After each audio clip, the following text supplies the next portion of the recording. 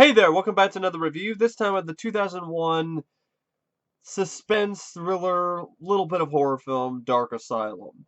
Dark Asylum was a movie I've been curious about seeing for a long time, ever since I first saw the trailer, mainly for this man right here, Larry Drake, who, as you all know, recently passed away. And I just wanted to review one more Larry Drake film before I get back to the 80s horror marathon. And then after I finish up the letter A, well, I have two more movies left to watch and review. A film called The Attic and The Awakening, and then The Attic, and then there's another movie called Awakening that's not called The Attic and The Awakening. The Attic is a separate film, as is The Awakening. And then I actually want to, in a lead up to Batman versus Superman, I want to do something for that. So um, I'll get started on that pretty soon. But anyway, I just wanted to do one last Larry Drake film. I'll do Darkman sometime. Not anytime soon, but definitely sometime this year. I want to review the trilogy. But Dark Asylum was a film he was in that I remember seeing the trailer for. It looked like it might be fun, and it also has Judd Nelson in it, Paulina Porizkova, and Jurgen Prochnow. And I I liked it. I thought it was a decent movie. I didn't think it was great. I wouldn't say it's a classic, but for what it is, a direct-to-video movie, I thought it was actually pretty good. It had a decent amount of good points to it. Um, I wouldn't really call it a horror film though. It's more of a thriller. Becomes pretty much a chase film for the last 50 minutes or so. And that's really honestly when the film is at its strongest, is when it becomes a chase film with Larry Drake's character. He plays a psychopathic killer who escapes from the asylum and starts chasing after Paulina Porizkova and Judd Nelson. Then the movie's actually pretty entertaining and fun, but it definitely is not a film that opens up very well, and I'll get to that soon enough. It's a film directed by Gregory Gieras, who I don't think he's really done that much, uh, at least not much of note. He also helped write the screenplay with D.B. Smith. And like I said, it's got Larry Drake, Polina Porskova, Jurgen Prochnow, who's basically in a little cameo role as a psychiatrist. He doesn't have that much screen time. And Judd Nelson is also in this as well, featured score by Peter Bernstein. Now, of course, it's listed as a horror film, but it's not much of a horror movie. It's I wouldn't really call this a horror film. But anyway, what happens is the film opens up with a radio recording. Basically, the guy on the radio is talking about the news. He's talking about the exploits of this notorious serial killer called the Trasher, which I thought, really, the Trasher? I mean, that's one aspect of this film I definitely didn't care for. That was laughable. The serial killer's name is the Trasher? Like, you should throw that name in the trash because it stinks. I mean, the Trasher sounds like a shitty villain that would be right at home on that Black Scorpion TV show on Sci-Fi Channel back in the 90s, which I'm probably one of the only people who even remember that show. Does anybody who's watching this video remember Black Scorpion? I'm just saying, that's what it sounds like. It sounds like a shitty Batman villain, which most of the time Black Scorpion had shitty Batman villains, Batman-like villains, and rip-offs of Batman villains. But anyway, the Trasher is played by Larry Drake. And Larry Drake in this film, he definitely does show his age, and he packed on quite a few pounds. But just like he always seemed to do, and most of everything he did, he made it work. I thought he was honestly at his most intimidating, his most powerful, and really, he was a big, intimidating, imposing presence in this movie as the killer. And it wasn't really like Dr. Giggles where, he says one-liners and stuff. Like there's few instances like that, but this is definitely a more sadistic character, a bit more ruthless. And I thought Larry Drake did a great job, and he was great. With his extra added weight, he was like King Kong Bundy. It was like if King Kong Bundy was a serial killer, went around smashing through doors and throwing people around and fucking people up right and left. But it's played by Larry Drake. I mean, you got a great actor who's playing, your basically your lead. I know the film's gonna try to say, "Oh, Paulina Porizkova is the lead," but really, you're if you're gonna watch this movie, you're watching it for Larry Drake. You're not watching it for Paulina Porizkova, Judd Nelson, or Jurgen Prochnow. So, and the film pretty much knows that because the Trasher has a good amount of screen time. Now, my enjoyment of this film, probably a lot of it is due to the fact that Larry Drake is in it and he does a good job. But just because Larry Drake isn't in a just because Larry Drake is in a film doesn't mean it's automatically good.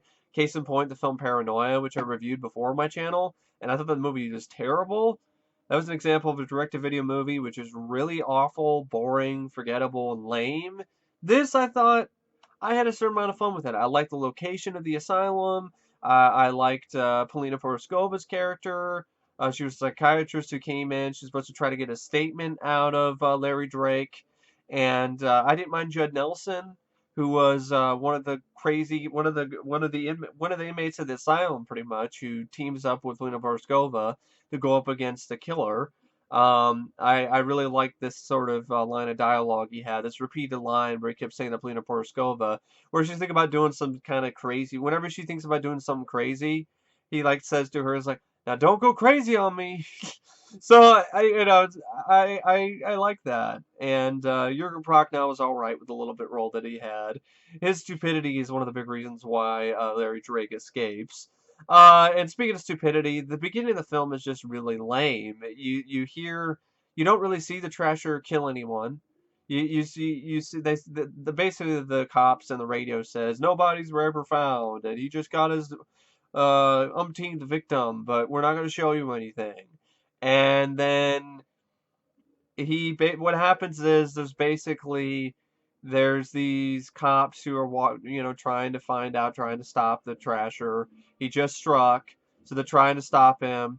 And if you hear anything in the background, it's because my mom is watching something on TV. So forgive me. I can't really do anything about it. But anyway, so you have this you have this these cops go in, they're trying to find the Trasher, and it's very lame because the cops suck. The screenplay doesn't really give these cops much to do except be comic relief, and it's not good comic relief. And so they end up catching some kids who were stole a car for a joyride. And for some reason, the director decided to direct this car chase like it's all schizophrenic and shit, like fast forward, like it's the pictures and fast forward for some reason.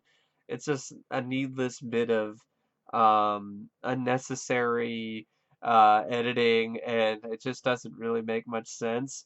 For the most part, I think this film would have been a lot better with a better director because the director here doesn't really add much to the film in terms of any type of visual flair.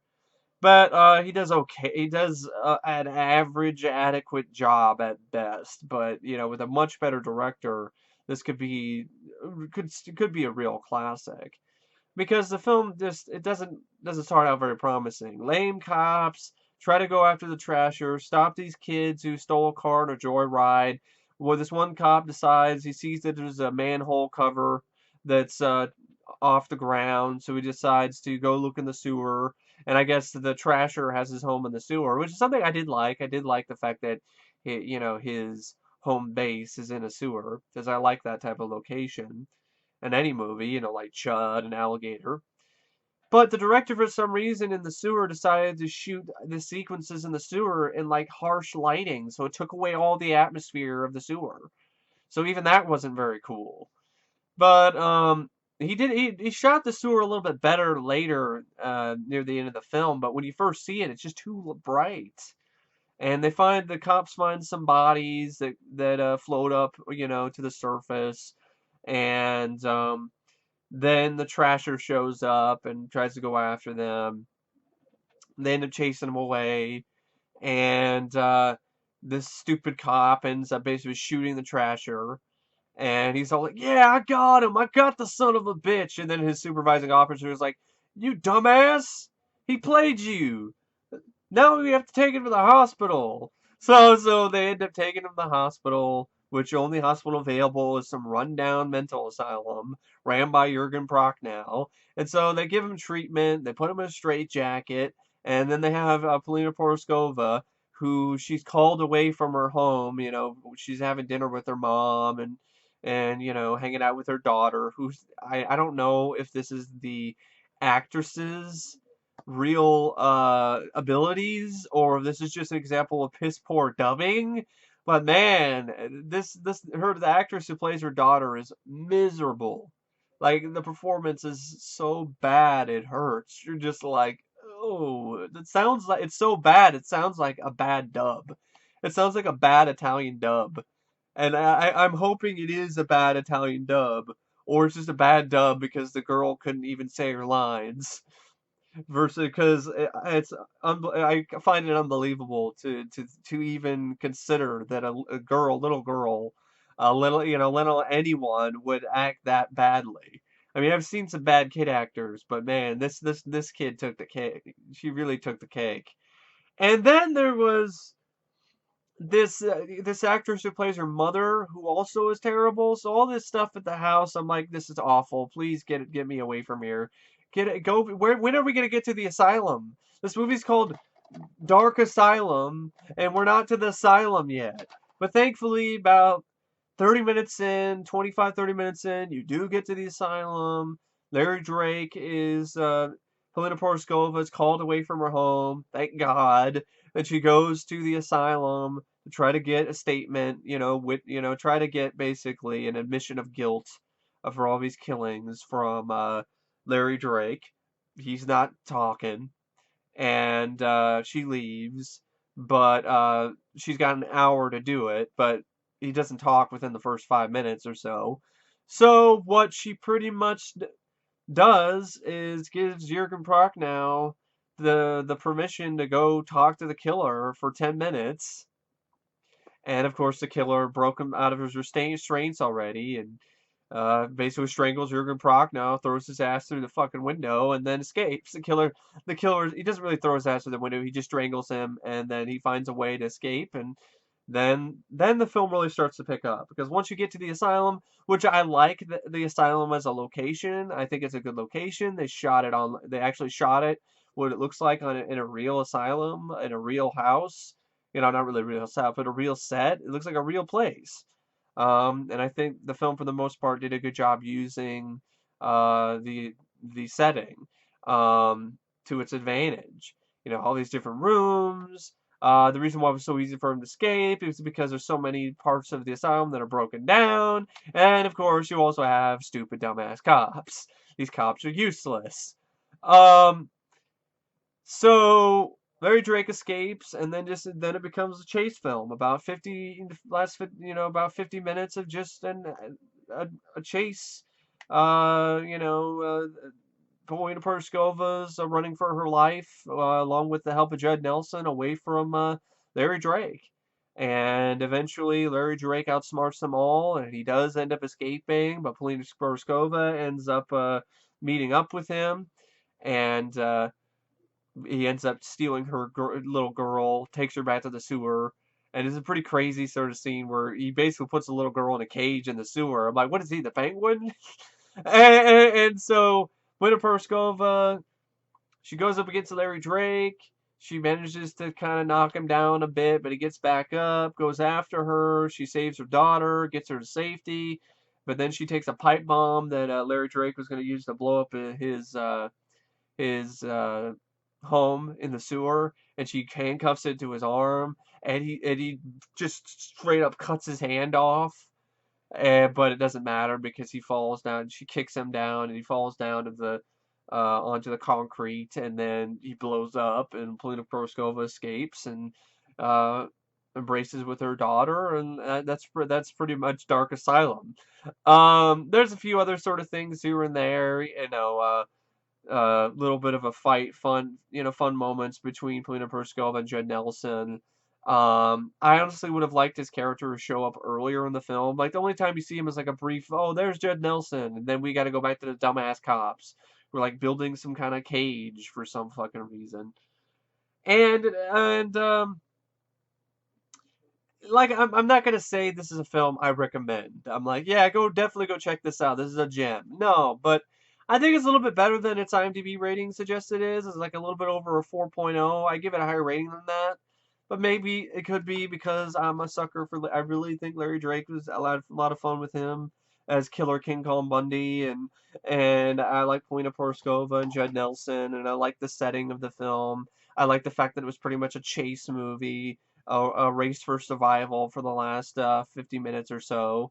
It was pretty fast paced once it got going, and I thought it was a pretty passable entertainment for the most part. I don't think it was nearly as bad as some critics say it is. On IMDb, a lot of people are saying it's the worst film ever. I'm like, if you think this is the worst movie you've ever seen, I just gotta be honest. You haven't seen that many bad movies. You think this is like the worst. This is the worst one.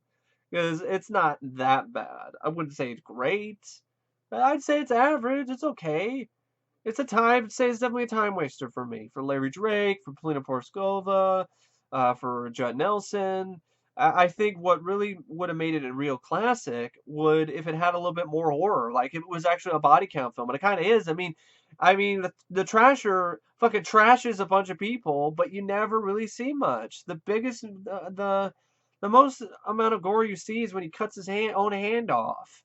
It's a letdown in that regard. I don't know why the director or the producers didn't go all out with that. The film had plenty of opportunities. You have an insane killer who's on the loose and a bunch of cannon fodder. Some gore, some inventive kills really would have helped this film, would have put it over the edge, would have put it over the top, in a good way, too. And would have made it more of an actual horror film and it would have actually made it feel like an R-rated movie. For an R-rated film, it's kind of tame. It's even more tame than Dr. Giggles, if you ask me. There's barely any blood in this. I don't even know what's rated. It's rated R for intense imagery and like a few swear words or something, because there's not much blood. There's a little bit of it, but not a lot. And also I think, like I said before, better directing, a little bit better screenplay that cuts out on the stupid, lame, humor that just isn't funny. Bringing Judd Nelson's character a little bit earlier in the movie instead of dicking around with stupid cops. Um, maybe, actually have the shotgun that Polina Porizkova actually took from a cop actually work. It didn't.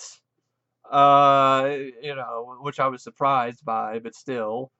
Um, Maybe just a little bit more action, a little bit more gore, and yeah, maybe we get a much better score. But anyway, I don't know really what else to say about Dark Asylum, except I would only recommend this to diehard Larry Drake fans. If you're a diehard Larry Drake fan and you want to see him in another role as a killer like in Doctor Giggles, it's worth at least one watch. If you're not, I don't know. Unless my review interests you, unless you're like, oh, that sounds like it might be kind of fun or interesting, or the trailer looks like looks like the film might be decent or your cup of tea, then give the film a look. But other than that, if it's not, it doesn't interest you, I probably wouldn't go looking for it. I wouldn't go hunting for Dark Asylum. But anyway, I really don't know what to say about the film except it's rated out of 5 stars. I give the movie 3 out of 5. It's average, it's mediocre, it's passable entertainment, but there's nothing about it that really pissed me off. It wasn't really disappointing because I was expecting just at least an okay movie, a decent film. I mean,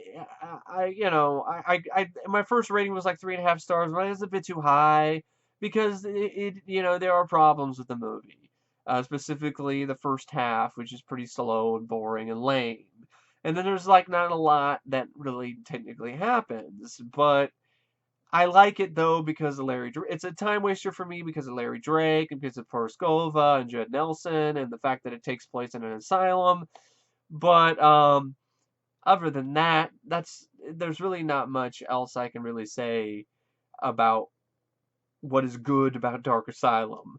But it was basically what I thought it was going to be. I thought it was going to be okay, passable, low budget entertainment, and that's pretty much what it is. It's what I got out of it. I wasn't expecting much else.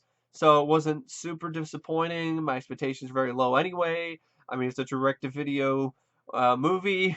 My expectations can't be too high for those type of films anyway.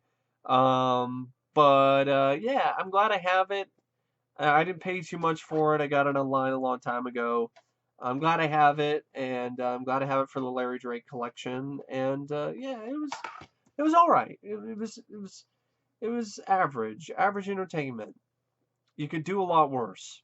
Anyway, thank you for watching my review of Dark Asylum, and I will see you guys later. See ya.